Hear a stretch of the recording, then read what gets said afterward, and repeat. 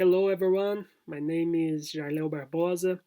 I was invited by the SAPS organization to conduct this talk with a very special guest named Valeria Richter. She was the head of the Torino lab and she has a very unique study based on audience and how to reach the perfect audience for your film. And I want to start to say thank you, Valeria, for joining us. And it's very, we are very happy to have you here, even if virtually. We're gonna split out our talk in two. In the first round, you gonna make your presentation, and then in the second round, I will propose some questions and so we can discuss and talk about the theme. Okay, so let's get started. Yes, my name is Valeria Richter, and I really want to thank Lidiana and Jaleo and Sapi for inviting me to talk a bit about the concept of audience design. So a few words about myself. I'm based in Copenhagen, Denmark. I was part of the team starting Torino Film Lab in 2008, and I have worked on building their workshop formats and testing new lab ideas over the years.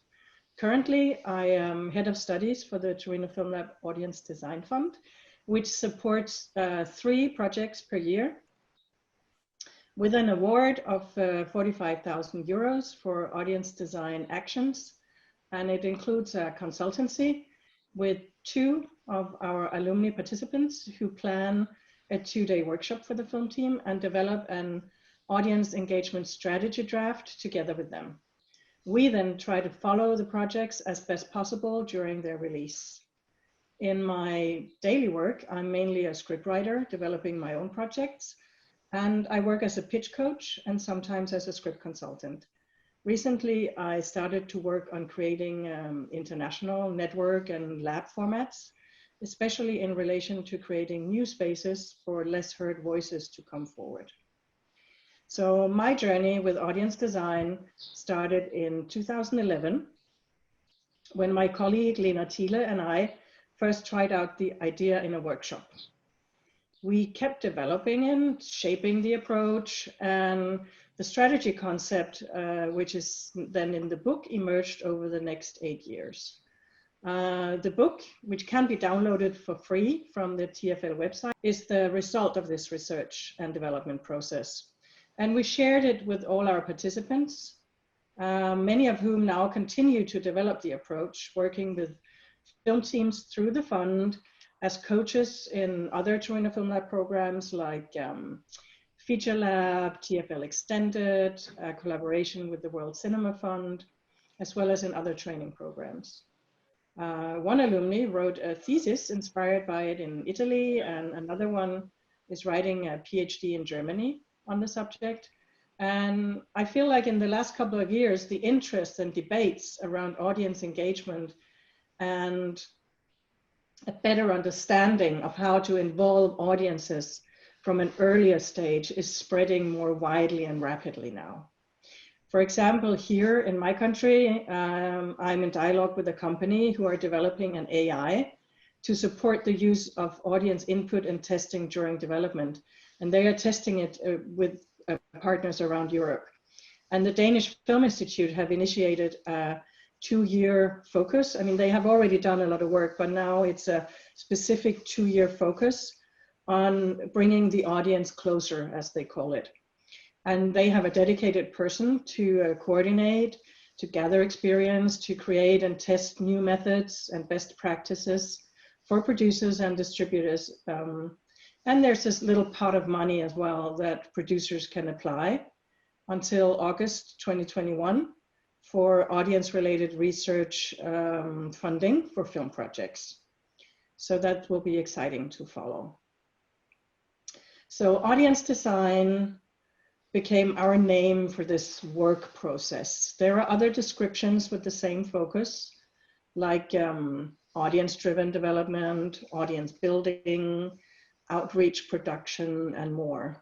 Especially within the documentary field, there are more cases and they have worked much more targeted with it than we have within fiction, for example. So no matter what we call it, audience design is a collaborative practice. It's aimed at giving producers and filmmakers the tools to work on this themselves. And through our workshops, we have started a new profession, hoping to inspire producers to hire audience consultants the same way they hire script consultants. Just to mention a few, like companies that are already also working within this field, like there's overlapping. There's a European marketing company who work at the forefront of these audience-centered approaches, and that's the Madrid-based, the film agency. And there are companies like Groovy, who were interviewed at Cannes this year and the Black Film Fest in Tallinn just this week about their audience tools. So, what is our approach? Why do we need this focus? Because audiences are everywhere and they're busy and they're overwhelmed. So the use of streaming has gone up significantly this year. And in order to reach this audience, we need to find out how they behave. Many films do not get the audience they deserve and could have had, in part due to the release models that are still favored in most distribution strategies, even if it is absolutely changing. And I think this year will push on that change. Film was historically created with a scarcity model in mind. So it's only available for a certain time in certain cinemas or at a few festivals. But this old scarcity model has not adapted to the constant access and availability that is now offered digitally. Scarcity is great when creating special events, and audiences love it, but limitation is generally seen as an obstacle. So there are plenty of films that have a high technical and artistic quality, but are maybe lacking in what we call relevance, and plenty of relevant films that are maybe drowning in the enormous quantities of content. So our main challenge in the years to come is to minimize the noise and connect the right films or content with the right viewers. And we will probably need to find new technological tools. We definitely need more individually targeted communication and release strategies that extend through a film's full active lifetime. So we do need to ask ourselves, what are they doing? How can we make them choose our film? So audiences are the goal, and design is whatever process helps to guide your film towards that audience in a way that connects what you want the film to communicate to the people that you most want it to speak to and to interact with. What are these people doing, where, how, and why, that could connect them to your film and make them see it? So we all know, of course, that an audience consists of individual people who have their everyday lives, their social lives, their home lives, their digital lives, their private lives, and they move in all kinds of streams, offline and online. Your film also has a lifespan, and audiences can start to engage with it from the moment it's becoming a reality. This can be the final draft, the moment of securing production funding, or during the shoot. You decide when you want to open up the doors. But one advice that everyone in this field agrees on is that testing your assets, like the goal that your project offers and your content during the production stages, is necessary. And it's cheap. In that way, it's also similar to the script process. Like paper, we say is cheap. Time sometimes costs, but it's really worth that small investment at this stage.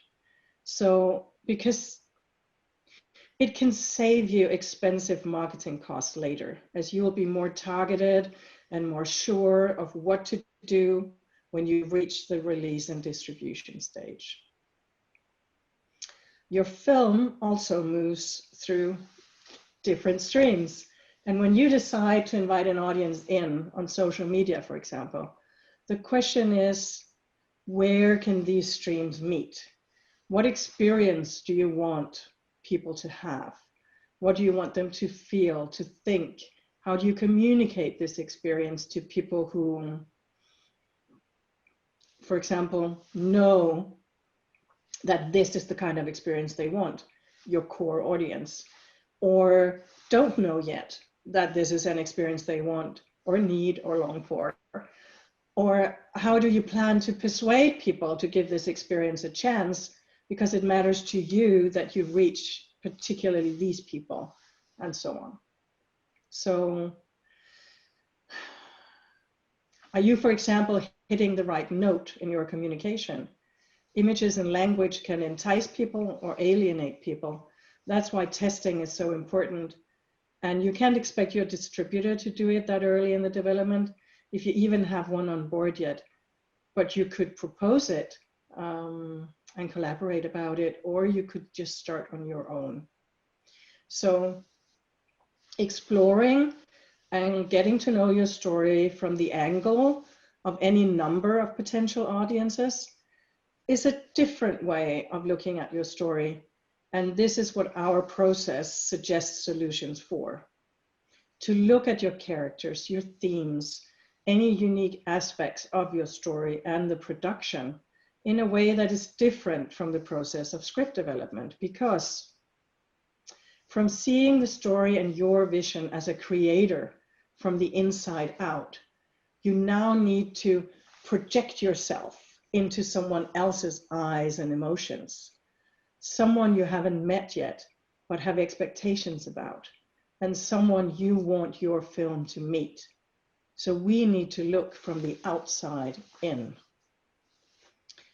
In order to engage people, relevance and passion are two keywords. How does your story become relevant for someone?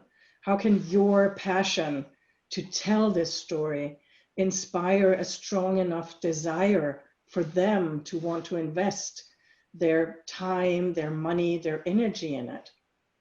You want to plant this desire in them so they make an active search. You want them to talk about it and go see it. You want them to talk about their experience, share their passion in wider streams so other people will share it and see your story as well. Audience awareness, engagement, and outreach are becoming a more and more integrated part of so-called traditional sales, marketing, and distribution, and PR, of course. So a lot of the ideas or the tools that we have are tools you might already know from working and collaborating in these other areas. The digital opportunities are expanding massively, and the need for data is expressed widely. We don't know enough. So more and more people are asking for it. So that puts pressure on funds and on the industry to develop ways of gathering, sharing, and using this data on how and why audiences act as they do, and hopefully for our common benefit. We need to think more about serving the audience and its desires rather than imposing films on them. This means to find out where we can meet them. What purpose do our films fulfill for them? It's a change of mindset, and it also means taking ownership of your work in relation to the entire process of the creation, which includes creating the audience, so to speak. The content has to make sense in people's lives. It must fill a need. What audience design offers are some tools to start this awareness work earlier and to make sure that you know more about how to reach the right audience for your film when the time comes to release it. And there are many benefits from having enough time to do this. There's time to explore your material with these new eyes. There's time to try things out, fail, adjust, retry, and really to test, because this can start from the final writing. It can definitely start in pre-production, production, and post-production, so that you can identify your best assets and gather intel, knowledge to more wisely produce and place your marketing materials for the premiere and beyond that. Audience design is a combination of tools to help you better know your best potential audience from an early stage, and by gaining a stronger sense of why and how to reach which people where, in which way, and with what anticipated result. Ultimately, the aim is to stand stronger and understand your communication options and choices better. There are often too many factors involved that we have no control over when it comes to the premiere and distribution cycle. We have all experienced surprise successes, missed opportunities, timing, good or bad, weather, or a world health crisis. However, just because there are many unknown factors, we're still better off taking more control of the factors that we can influence, and to identify these factors by asking questions and finding meeting points between a story and its audience. How to make it easier for them to discover and share the things that they are interested in. There are no magical or right ways, there never were. There are experiences and resources to share, and the idea behind audience design was always to see what useful methods are already out there and to match them to the existing production stages and to invent whatever is lacking, to put it all together in ways that are useful for each individual project's needs and goals, scope and resources, and to assume a learning by doing attitude.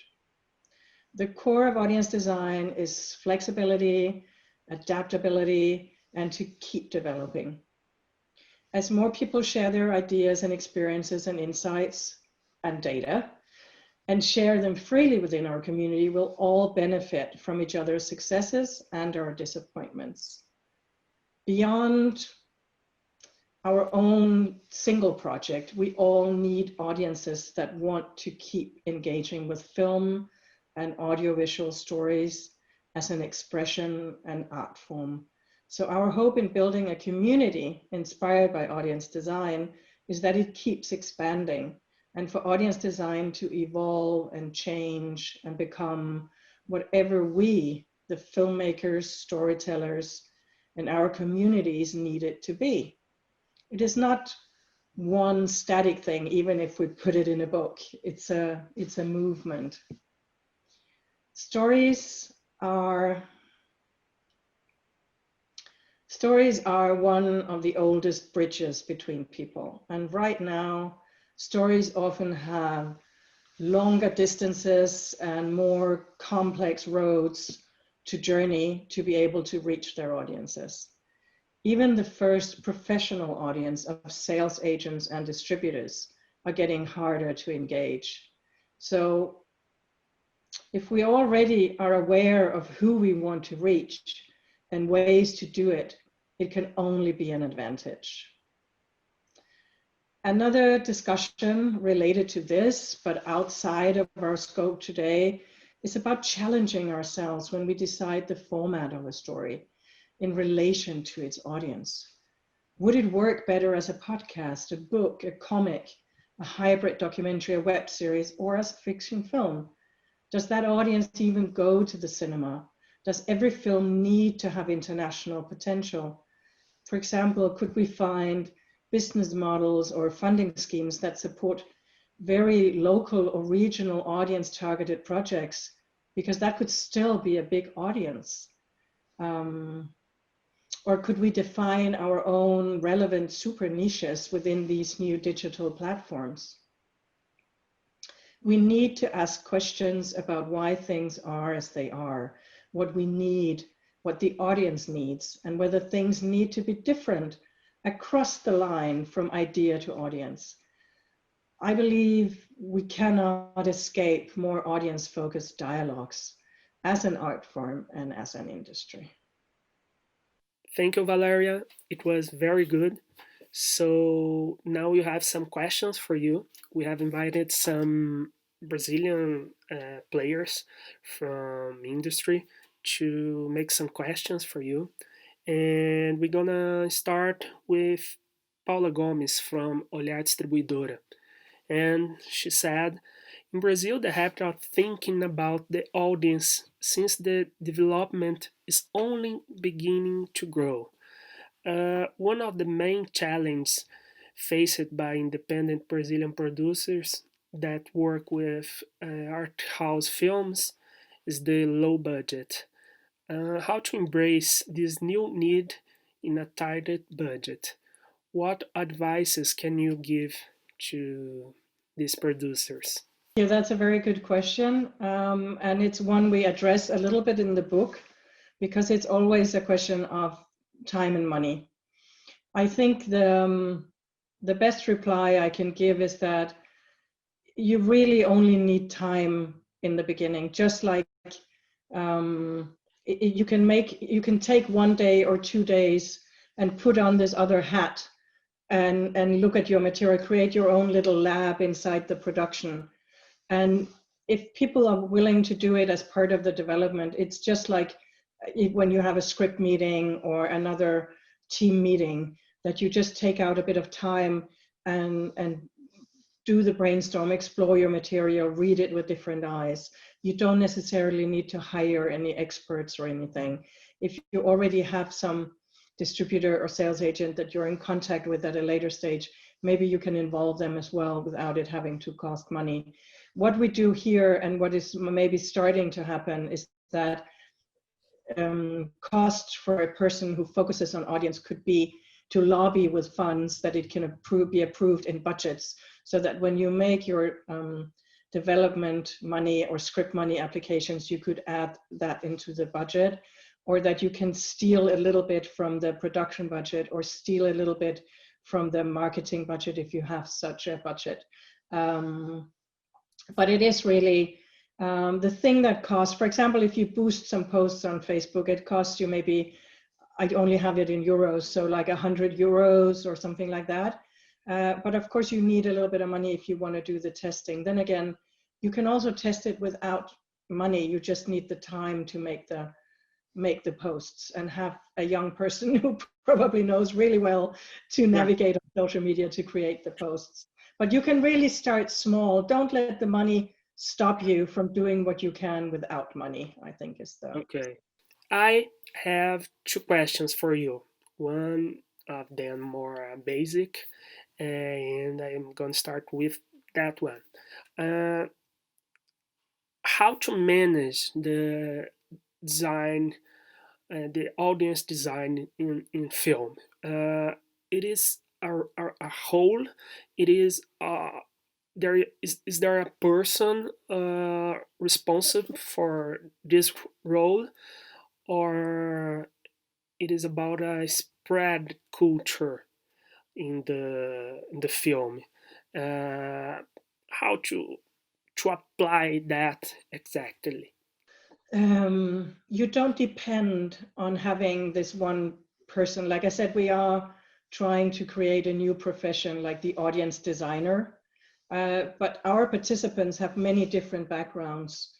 Some come from journalism, some work for sales agents, some are young junior producers, some, I mean, they work with digital marketing. One was a publicist and started her own company where she then included the tools and the approach from audience design. So every one of our participants who can now call themselves an audience designer, they still also have different ways of implementing it into their other work or the way that they approach it. Like one was a script consultant, and she implements it into that work. So that said, of course, it helps to have someone who knows it, but it can be anybody who thinks it's interesting. So if you have someone in your company, or an intern or a production assistant or someone who finds this interesting, they could just go in and be the dedicated person to keep track of things. Because I think that's what I will also talk a bit about in the next section about the book. Is it's just important that there's one person who keeps track of these things, who maybe gathers everything in one document, because I think a lot of you are already doing a lot of these things, but they're maybe spread out, or maybe they don't come until very late in the process. So I don't think you need a particular education or something. You just need the interest in doing it, and to dedicate one person to take care of it. So the main goal would be create this profession, this role, and the existence of this professional would be better for all kind of films, yeah?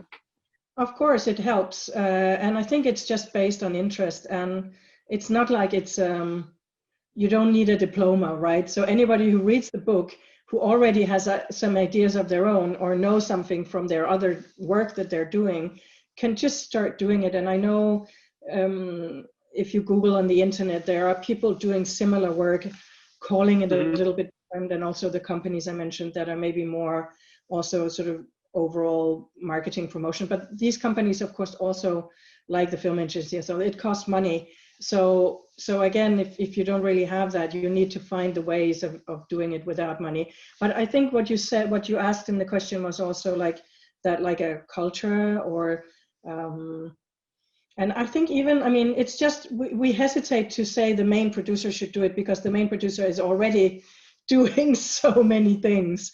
So, but it's something that you can just add little things here and there because you're already meeting some of these people. So if you just also try to think of your film team as a kind of audience resource, like your whole sound team, your composers, your editors, everyone is also an audience for other things. They all have, or most of them have, social media profiles. And what things can you create for them to share so everyone shares the same thing, uses the same hashtag, and slowly you already just by making your own team excited about talking about your project, and you start spreading rings in the water and already that. So I think it's just really to just keep putting on the agenda in whichever way.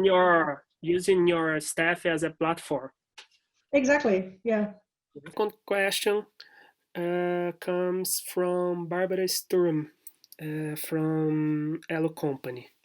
And she goes like, with the changes in socialization and isolation in 2020 and the transformations in the audiovisual industry, the window between cinemas and VOD is growing smaller, requiring campaigns in both formats. What are the differences between a live and a digital audience? This is the question. And are these separated entities, or should we think about them as one? So, what are the differences between a live and a digital audience? And we have to think these two things as a unity or a separated entity. It's difficult to answer in the sense that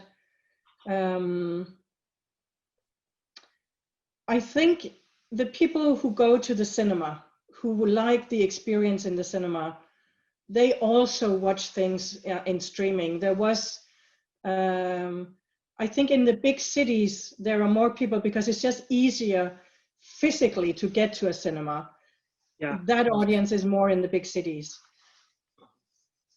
But they also watch streaming at home. Then there are the different generations where sometimes we can be surprised how someone who is 60 does the same as someone who's 16 in certain contexts, but in others, they are worlds apart. So it's become more difficult to say in age groups, but for sure, the young audience what makes them go to the cinema? It's because they want an event, they want a big experience. And it's the same, I think, with, we still have books. Young people, vinyl shops are opening, you know, like record vinyls, music. That is coming back as it's a niche, but it's a big enough niche for vinyl shops to reopen again. So I think it's the same. Cinema will always be there, but it will be, and that's why what I said with data, we just need more data as well, like which people outside of the cities would like to go to the cinema, but they don't have the opportunity. Which people in the big cities go, what makes them go to the cinema? Is it only the big films, or it's more the social experience of going with friends, with your wife, your husband, your boyfriend, your girlfriends, things like this? It's a social experience. So I think I can say for this question is that it's becoming more and more difficult to see any type of audience as a big homogeneous group. And that's why, for example, this AI project is quite interesting, because they have this platform where together with producers, they can ask a question to, like, it was a girl for a film targeted for girls between 12 and 15 or something was one of the cases. And so they had some specific questions for this target group. So they go out on some platform, I don't know, where you can ask questions and invite people to make a little video of themselves answering the question. And here they got a lot of knowledge while they were still writing the script about what the different age groups were thinking. And like he said, like I said, that you suddenly discover how a 15-year-old in one place and a 15-year-old in another place can be worlds apart. But a 15-year-old here and a 55 can suddenly have something in common where you can reach them. So it's really a challenge, but it's also, I think, very fascinating. And I think there's a lot that we don't know, but we just have to try and work with what we have as we move along. And so I don't know, like for Brazil, for example, I'm sure there's huge differences with access to cinemas. And I think if this year is going to push the fact that films can have premiere online closer to a small boutique cinema premiere, for example, and you can use the marketing and the interviews and things to benefit both releases, then you get more value for your money, and that could be very interesting, especially for art house films. So yeah, it's a big discussion, and I think it's important to find out who we need to get into the dialogue about getting to know more about this and how to become better, so that we don't waste our marketing money and lose people along the way who would have loved to see what we have to offer. We have another question from Gabriel Pires from Nordeste Lab. It is possible to say that a work has a universal reach? And if yes, how to argue for this universality using the central elements of the work to help its production? I think that is almost already a part of when you start making applications for script funding or financing, that you already, or if you go to a market and you have to pitch your project, you already have to be aware of what is the unique aspect and what is the universal aspect. So when I do pitch coaching, and also when we do audience design workshops, we always try to find the core of the project, and that can obviously change. But what is the project most about more than anything else? What is the most important aspect of the project? I think it's a great exercise when you have the script to just start writing log lines and short synopsises. Like, it's such a silly thing, but it's such a good tool. Like, if you have to write what your film is about in 1 or 2 lines, and you can write a lot of different, because suddenly you realize that it's about this, but it's also about this, but which is more important, or do I need to put them together? Or and sometimes we tend to write the short synopsis just on the plot, but sometimes it makes it sound boring or like, so maybe you try to write it more from a emotional or thematic perspective, or from a character's perspective, or it just opens up new ways of trying to find the hooks, the things that people might connect to your story with. And so I think we sometimes forget when we do this work that it's about emotions. It can be very intellectual, but we usually catch people on emotions. Like there's a whole new, with the streaming, there was just a Danish TV festival this week, and there's a whole new drama model. Like we all know sort of the model with the first, second, third act and the climax, and then it goes down, and sort of a classic 3-act structure, which probably is one of many structures we can use. But because of streaming, there are analysis that shows that you have, for like, and on YouTube of course, but in the streaming, let's say for the more adult audience, you have maybe 1.5 minutes before someone decides if they want to, they click play to see the film. Within 90 seconds, they might stop and go back in the menu and find something else to watch. So you have 90 seconds. So you need to put some of the best in the beginning. So these researchers did a whole new model of dramaturgy, which they call the dragon, because it starts high and then it just goes up and up and up and up. And then whatever you need to resolve, and then you end on another high, and that's the head of the dragon up there. So it's like every time you cut to a new scene, you risk losing the audience, and as a writer, you get really stressed about it. But it's the length of plot points. It's very interesting because the way we tell the stories, and then the way the audience, their habits are becoming, and then how do we then sell the story? So it's also like what you call the universal could also just be a really great hook or a teaser or something that would make people become curious to want to know more about it.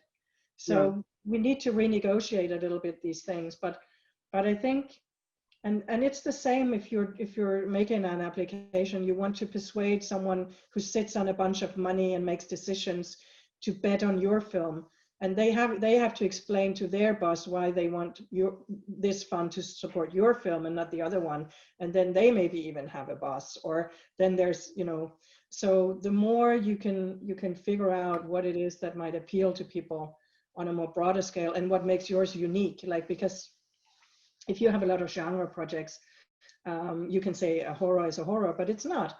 It's a horror on certain levels, but then this is unique for this horror film. And this is the universal part, or this is what the fans expect, but this is what we want to make different. So I think it's, to have this dialogue with your material in a way. I would like to know about the directing aspect. There's something very important that you bring in your studies that has to do with the maintenance of the authorship. I mean, how to embrace this need of to reach an audience with the director voice. Of course, he wants to keep his voice, and at the same time, the film has to balance with these needs to make your own path.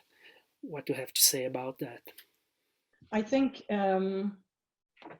definitely it's very important, and I think we try to do that with audience design by involving the writer, the director, the producer as the core team, but even you can involve on a wider scale,